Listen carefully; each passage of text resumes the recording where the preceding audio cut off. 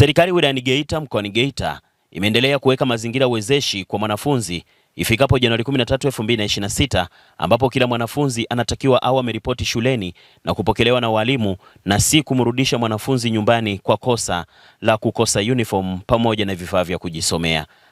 Agizo hilo limetolewa na mkuu wa wilaya ya Geita Hashim Komba wakati alipofanya ziara na kamati ya ulinzi na usalama ya wilaya katika kukagua miundombinu ya madarasa katika shule ya sekondari Msisi iliyopo katika kata ya Rwamgasa wilayani Geita, huku akiagiza kujengwa kwa madarasa 5 shuleni hapo kwa ajili ya kupokea wanafunzi zaidi ya 200 wa kidato cha kwanza. Hizi ni ripoti za Ayo TV na Amira Dayo kutokea mkoani Geita. Mimi ni Baraka Fulgence. Kwa Mheshimiwa Rais anafanya mambo mengi ambayo wajibu wetu sisi ni kuhakikisha watoto wetu wanakwenda shule. Kwa nitumie ziara yetu fupi ya leo kuagiza watumishi wenzangu wote wa serikali lakini na wadau wote wa elimu kwenye wilaya yetu ya Geita.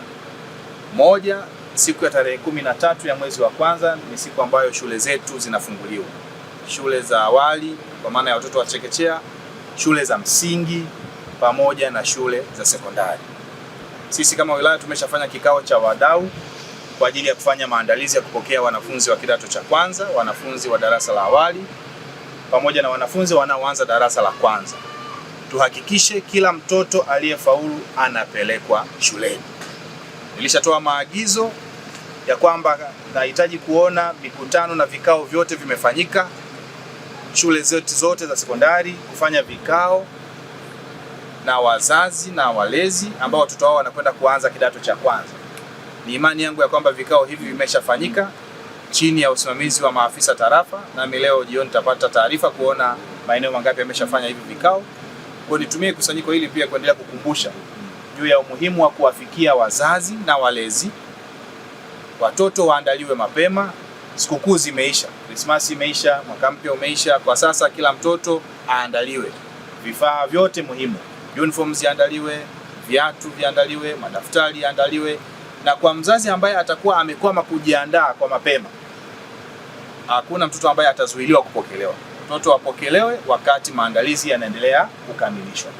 Hakuna mwanafunzi ambaye atazuiliwa kwa sababu hajapata sare za shule. Apokelewe wakati sare za shule zinafanya nini? Zinakamilishwa. Lakini kila mtoto ambaye amefaulu apelekwe shuleni.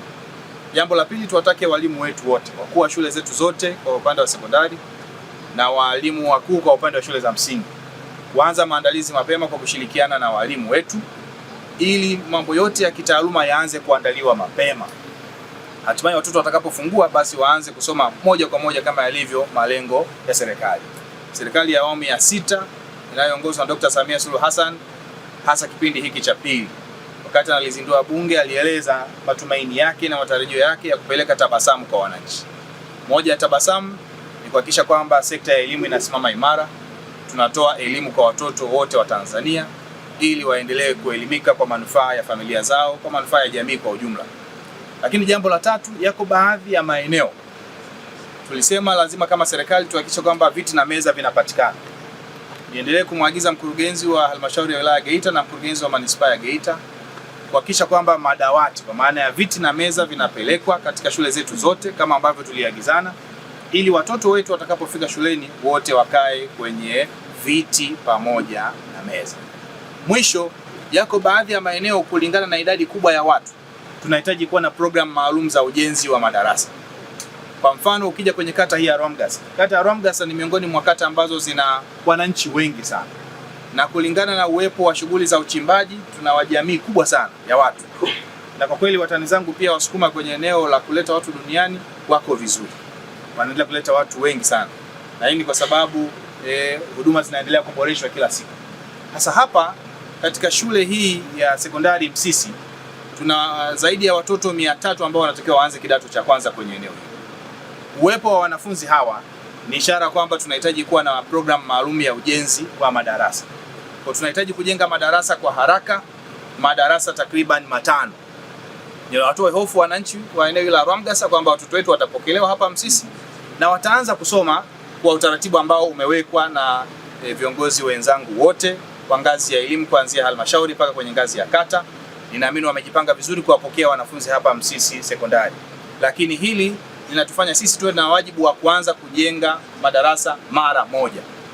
Kwa hiyo nitumie kusanyiko hili kumwagiza tena mkurugenzi mtendaji wa halmashauri ya wilaya Geita na idara ya elimu sekondari na mtendaji wa kata hii chini ya usimamizi wa karibu wa afisa tarafa.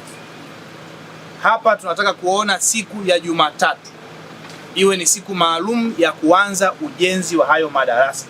Siku ya Jumatatu ni siku ya kuanza ujenzi wa madarasa hapa Msisi sekondari.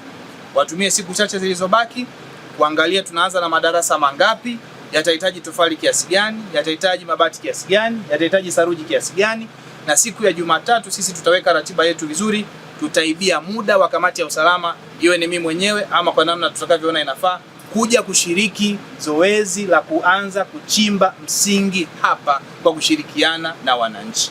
Ujenzi uanze siku ya Jumatatu. Na nafikiri tuko kwenye maandalizi ya kuweka sawa watoto wetu, vijana wetu wanaoingia kidato cha kwanza wafike wasome kwenye mazingira ambayo ni rafiki, mazingira mazuri, kwa sababu mazingira mazuri ndio yanamfanya mtoto hata kugain kile anachofundishwa. Na tunajitahidi sana, hii ni ziara, ni mchaka huu nikiambatana na kamati ya ulinzi na usalama ya wilaya ikiongozwa na Mheshimiwa DC, Mheshimiwa Komba, mkuu wetu wa wilaya, tukiwa na mkurugenzi na afisa elimu wa elimu ya sekondari. Na nafikiri kama mnavyoona hapa tuko sekondari ya Msisi Gold Secondary School, na kama mnavyoona tuna maandalizi hayo ya kuwapokea watoto, na pale tunapokuta kuna upungufu angalau hata wa darasa moja, madarasa mawili au ofisi, kweli tunaguswa. Mimi kama mwenyekiti naguswa, hata hapa nimeacha alama ya kuchangia tofali 2000 kwa ajili ya kumuunga mkono mama yetu, na kwa sababu mama yetu tunampenda sana. Mama yetu anafanya kazi kubwa sana na anapaswa apewe hongera yake na maua yake. Lakini pia ni waase wazazi wenzangu, kwa sababu pia hata mimi ni mzazi na watoto wanapofaulu kwenda kupata elimu yao, basi nawaomba wazazi tupeleke watoto shule, kwa sababu elimu yetu kama mnavyoiona, elimu haina changamoto, elimu ni bure na ina mazingira mazuri ya kujifunza. Kwa nawaomba wazazi wote tupeleke watoto waliofaulu, twende tutoe kilichomo kichwani, tuongeze maarifa zaidi.